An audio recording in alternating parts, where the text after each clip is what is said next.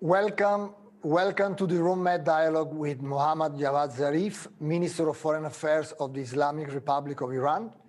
Welcome back, Minister, and thanks for having accepted this dialogue, for which I will be joined by Ellie, Geranmayeh of the European Council of Foreign Relations. Minister. Good to be with both of you. Thank you. Minister, in our previous dialogue last July, we talked about the impact of the COVID-19 pandemic in Iran. And since then, both Europe and Iran have been experiencing another wave. How do you see the situation today in your country, and on which country do you expect the consequences of the pandemic to destabilize more? Well, I think the situation in Iran is pretty bad, with our third wave hitting us during the autumn season, where we have other other viruses coming like influenza. Our medical personnel are doing their best. We have extremely competent medical professionals, but the load has been too heavy for too long, and it is exhausting. Unfortunately, we're suffering from something more than the rest of the world is, and that is an economic war. This is way beyond restrictions. The United States even prevents us from using our own money in different countries to pay COVAX for the vaccine. If they say otherwise, they're simply lying. We've been trying, our Ministry of Health has been trying, our central bank has been trying to transfer money we have in billions in other countries to WHO for COVAX, and we haven't had much success. That has hampered our effort to fight the disease, and that, in every definition of the word, is a crime against humanity being committed by the Trump administration in its last days. Where, apart from Iran, where would you expect in the region the pandemic to have most dangerous and scaring consequences? Well, in Yemen, we have been witnessing very severe situation in all humanitarian aspects, not just the pandemic, but in terms of food supply, in terms of medicine. Yemen is undergoing another siege, which prevents the Yemenis from receiving medicine and food supplies. And unfortunately, the same gang that is preventing Iran, I used to call them the B team, some of them are gone, but the same gang of those committing crimes against humanity are preventing Yemen from having access to food and medicine as well. When we met 5 months ago, we did not know President Trump would leave. The new administration... Do you know now? He lost it. No, I was saying might leave, but at this point I said would leave. The new administration might bring some changes in the MENA region, also for Iran. Biden has said he would return to the nuclear agreement, but also said he would extend its duration and would like to deal with some other issues. Are you ready to engage in those negotiations? And what if other issues include the Iran missile program and/or Iran's roles in the region? Well, let's take these issues separately. First, on the United States rejoining the nuclear agreement. The United States walked out of the nuclear agreement, but did not walk out of the United Nations. It has responsibilities, obligations as a UN member, as a Security Council member, and there is a Security Council Resolution 2231, which the United States must observe as a permanent member of the Security Council. The United States has been in grave breach of that resolution because Trump administration has been a rogue regime. Now, if President-elect Biden wants to continue to be a rogue regime, then he can continue to be asking for negotiations to implement its commitments. So the United States has commitments under the resolution which has to implement. It's not in a position to set conditions for that. You do not set conditions to stop at the red light. If the previous car passed the red light, that's a violator. That's not a law-abiding citizen. You're not supposed to follow that. The United States must stop. The United States must cease its violations of international law. It doesn't require any negotiations. Going to the other issues that you raised, we will not renegotiate a deal which we negotiated. The deal was about give and take. It wasn't about one side asking and the other side giving. The fact is that the United States and other European partners started with 20 plus 10. They wanted 20 plus 10 years of restrictions. Iran started with none. We agreed somewhere in the middle, 10 plus few more. This was the subject of 2 years of negotiations. It will never be renegotiated, period, because that's a sign, a clear case of bad faith. If you want to negotiate something and if you didn't get anything you wanted, you would want to renegotiate. The third issue, the issue of missiles and the issue of regional security were deliberately put aside by all sides, not because they gave a concession to Iran, but because the other sides were not prepared to end their malign behavior in these areas. Look at the issue of weapons. Last year, the West sold to the Persian Gulf more weapons than it sold to any other part of the world. Over $100 billion worth of weapons were sold to this region. Is the West ready to stop this malign behavior? The West supported the war in Yemen. The West supported the annexations, not officially, but in fact, the annexations of Palestinian lands. The West supported Israeli terrorism. Why Israel is committing acts of terror against Iran, including the terror of our nuclear scientists last week, inside Iran, without condemnation, without consequences from the West. So is the West ready to stop its malign behavior in our region? Because they were not ready to deal with that, we decided to put those issues aside. When they are ready to deal with those problems of their own malign behavior in the region, when the United States, when UK, when France, when Germany are ready to put an end to their malign support for a terrorist regime, for violations of human rights in Yemen, for cracking down on people, for dismemberment of a journalist in Turkey by their very close ally, Saudi Arabia, then they can start talking about other things. As long as they're not able to put up, they have to shut up. As you know, in the tradition of dialogue of MED, we will host tomorrow the High Representative for European Union, Borrell, and the Minister of Foreign Affairs of France, of Spain, of Italy. And so we will raise some of the topic that you have addressed now with them as well tomorrow. Yeah, ask them, are they willing to put a limit on defense spendings at the same level as Iran? Are they willing to send the same amount of weapons to Saudi Arabia, UAE, other countries in the region to the level that we are making? If they're willing to do that, then they can start talking about Iran.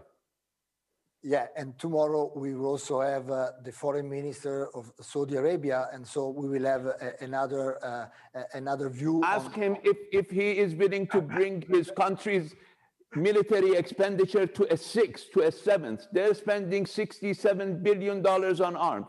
Last year, our total military budget was $10 billion. Are they willing to cut their military spending to almost 15% if they want to equate with us? Let me move to my third question before I turn to Ellie. Again, since we met last July, something else has happened. We have also seen the normalization of relations between Israel and countries in the Gulf. What will change for Iran? Will the new alliance act as a pressure group on the new administration vis-à-vis the negotiations? Well, during the previous administration, they also tried. It's not a secret that a number of actors, both domestic inside the United States as well as actors from our region, did in fact try to impede the negotiations, even traveling to Geneva while we were to Vienna while we were negotiating. And asking John Kerry to go to the airport to meet them. So I'm sure they will continue to do that. But the question that I want to ask our neighbors is that, are they prepared to fight Israel's fight with Iran? Do they want to be the scene of Israeli atrocities against Iran? We are their neighbors. We will be in this region together. I do not believe that they want to allow Israel to bring the fight here. Thank you, Minister. Thank you very much. As usual, you are extremely clear and frank in our dialogue, and we appreciate that. And as I said, we will listen to other reaction and views tomorrow. But let me now turn to Ellie for a round of questions. Please, Ellie. Thank you very much, Paolo. Boss Salam. Thank you, Minister, for your time. I wanted to focus questions on the immediate coming months ahead and some of the important national security issue questions for Iran. My first question to you is, as you've alluded, had the recent assassination of Iran's top nuclear scientist, Mohsen Fakhrizadeh. There's been a fallout in the domestic landscape from this, and we have seen that Iran's parliament yesterday passed a legislation which requires the government to increase enrichment activities and potentially in the coming months restrict the access of international monitors. Can you unpack for us the domestic landscape at the moment regarding the nuclear agreement, and also what happens next with respect to this piece of legislation? Well, as you know, the JCPOA provides for Iran not implementing in whole or in part its obligations in return for the other side not implementing, or in reprisal or in retaliation or as a remedy for whichever you want to use it. But because JCPOA was negotiated based on mutual mistrust, we put in place mechanism that if one side does not live up to its obligations, the other side can, in fact, reduce its commitments or withdraw altogether. Now, what Iran has done is, since the United States withdrew from the agreement and imposed heavy restrictions on Iran, President Trump has called it economic war. He called it several times economic war, which is a crime against humanity because he is targeting ordinary Iranian citizens. The Europeans have not been able to implement their part of the deal. The Europeans say that we are in full compliance. They're simply not, because compliance with the JCPOA, based on the letter of the JCPOA, is not simply passing a couple of legislations or suspending or removing a couple of legislations.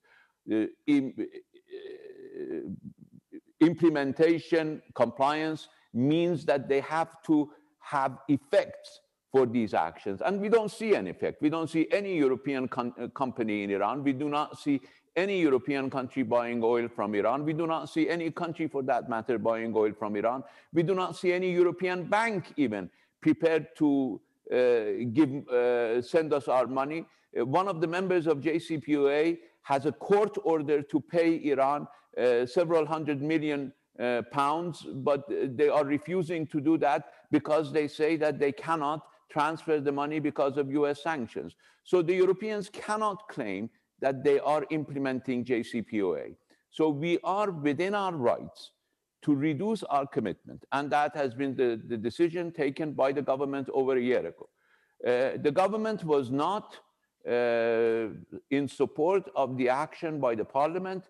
We believe that the national sentiments and national sensitivities are very serious, and we believe that the murder, assassination, terrorist attempt act against one of our respected scientists, Dr. Fakhrizadeh, was an act of international aggression which had to be condemned. We are still waiting for Europe, for some European members, certainly the E3, to condemn it. We appreciate that some have, but the E3 have failed to condemn a clear act of terrorism against Iran. So this is where we stand. There is a legislation in the parliament. We did not like it, and we made it very clear. But like any democracy, when that legislation goes through all the legal procedures, and it has almost completed those legal procedures, constitutional procedures, it becomes law. It becomes an obligation for the government to implement it. And we will implement it because it is the law of the land. Now, it's not irreversible. The title of the legislation is to restore Iranian rights and to make sure that sanctions are removed. The Europeans and the United States can, in fact, come back into compliance with JCPOA, and not only this law will not be implemented, but in fact, our actions that we have taken in light of paragraph 36 of JCPOA will be rescinded. That is, we will go back to full compliance. The remedy is very easy, and the remedy is foreseen in the JCPOA. Go back to full compliance, normalize Iran's economic relations with the rest of the world, stop making new conditions, stop making outrageous demands, and as soon as you do that, as soon as you come back to the letter of JCPOA, let alone its spirit, come back to the letter of JCPOA, and we will immediately do that. In the meantime, the legislation by the parliament, if it becomes the law of the land, we will implement it. We have no other option. That is the case in any democracy. Thank you, Minister. There is an upcoming meeting of the current JCPOA partners coming up later this month. In advance of that, we have heard a lot of comments from your administration regarding possible roadmaps for diplomacy ahead in terms of the incoming Biden administration. And yesterday, President-elect Joe Biden made a series of comments that indicates that his administration will look to first rejoin the nuclear deal and then build upon it. I wondered, with this upcoming joint commission, do you have any expectations, particularly from European countries, Russia and China? Is there a prospect that the current members will welcome the incoming Biden administration to rejoin and stabilize the nuclear deal in the coming months ahead? Well, it will certainly be a topic of discussion for the JCPOA Joint Commission. Obviously, the Joint Commission has an agenda, and they deal with their own agenda, which includes a lot of nuclear issues and a lot of sanctions lifting issues, which they need to deal with. And I'm sure this would be an important topic for them to consider. What I have laid out is very clear. The United States must implement, without precondition, its obligations under the JCPOA as required by Security Council Resolution 2231. It doesn't have to be a member of JCPOA to implement obligations under Article 25 of the Charter as a member of the United Nations, let alone a permanent member of the Security Council. Then Iran, once the United States implements its obligations, because we were not the country that withdrew. It is the United States that withdrew. It has to show its good faith. It has to show its bona fides. We have proven in our bona fides in 15 consecutive reports of the IAEA, including five, that were issued after President Trump's withdrawal from the JCPOA. So our bona fides are very clear. The United States needs to re-establish its bona fides. It never established it. It needs to even establish its bona fides for the first time, and then Iran will go back to full compliance. I'm repeating, full compliance with JCPOA, with or without this new legislation, because this new legislation is intended to bring the Europeans and the United States back into compliance. Once they are in compliance, the intent of the legislation is served, and we will be meeting our obligations. Then the United States can rejoin the JCPOA. Members of the JCPOA will have to make a decision on how this can be done and what steps need to be taken. As I've said before, JCPOA or any international agreement is not a revolving door. It's not that you can come in, impose restrictions on others, benefit from the privileges of membership, and then all of a sudden decide to leave and inflict $250 billion of damage on the Iranian people and enormous lives.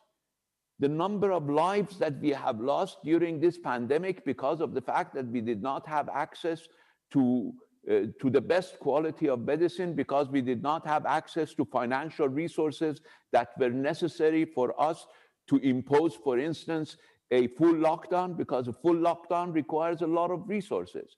Iran is a rich country. We were able to put a full lockdown, but we were not able to do that only, and I stress, only because of US restrictions and US economic war. So the United States is responsible for all these damages that it has imposed on the Iranian people, most of it irreparable. We will have to be satisfied that this is not repeated. Thank you, Minister. Let me pose my final question to you, and it takes us back to a conversation you were having earlier with Paolo.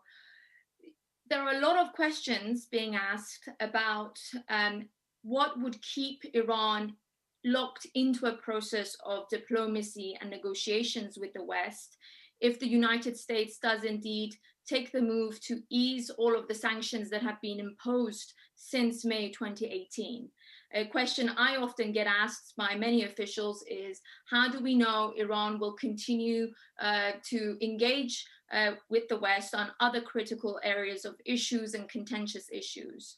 What is your answer to that? Because this does seem to create a sequencing problem of how both the United States, the Europeans, and Iran will look to re-engage in the process of sanctions easing, hopefully in the coming months.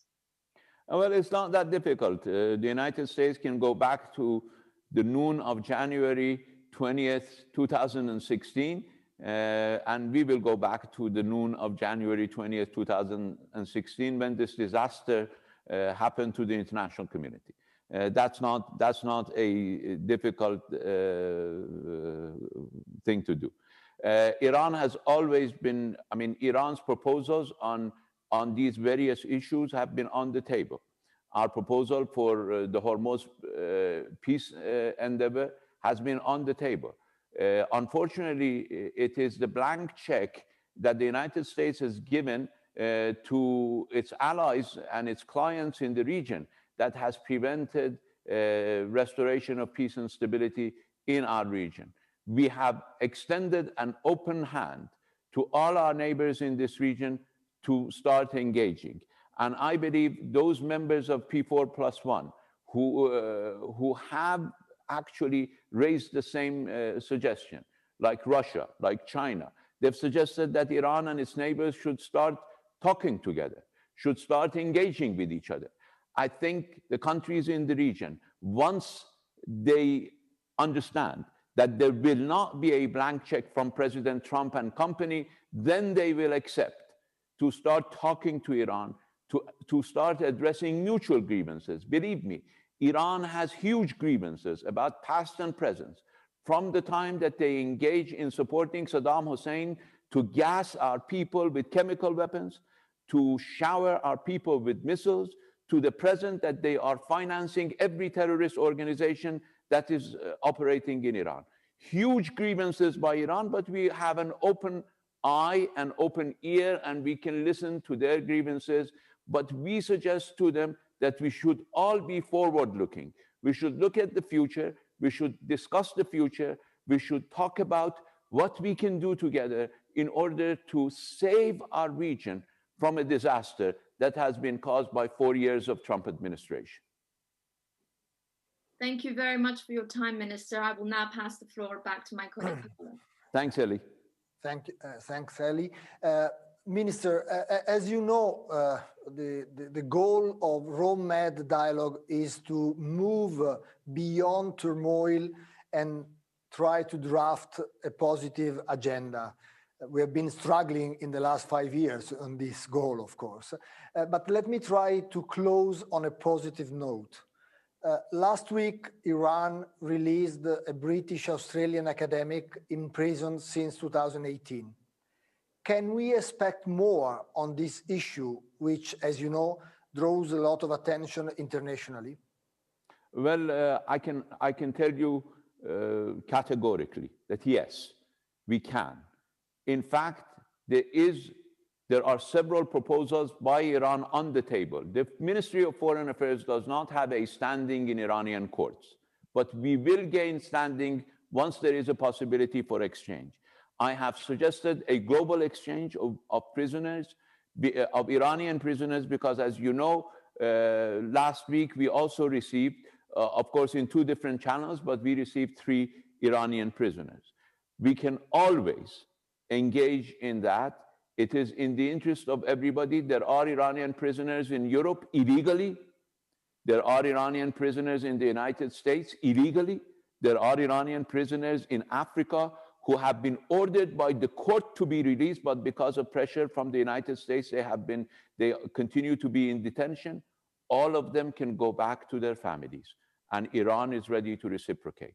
We can do it tomorrow. We can even do it today. Thank you, Minister. Last time in July, you told everybody that you will not be minister next year after the election. So in a sense, this could be, as a minister, not as a person, I hope, your last Rome-Med dialogue. Can I ask you, in the last 2 minutes we have, to address the Rome-Med community, which is growing year after year all over the world, with a message of hope for the region? Well, first of all, I appreciate you, Paolo, and the Med dialogue for giving me this opportunity, and throughout last few years giving me the opportunity to participate and to exchange my ideas with you. I think we need to realize that times have changed, that today we either live together or die together. We cannot live at the expense of each other. We need to make a cognitive transformation. Deterrence doesn't make sense anymore. You cannot have security at the expense of insecurity of others. We need to change our paradigm. We see, some call this realistic paradigm, the one that we have been living under. But is it realistic to have so many people killed? Is it realistic to have such huge humanitarian catastrophes and continue to stick to this so-called realistic paradigm? I think we can change. I think the global situation has changed. We live in a changed global environment. We live in a global environment where the human person, human being, an individual has become a global actor. An individual can have a global impact. So that brings with it responsibility. that brings with it a need to have hope for the future, but at the same time to work for the future. Thank you, Minister. Thank you, Ellie. It was a real pleasure. And now we move to the next dialogue. Thank you again. Thank you, Paolo, and thank you, Ellie.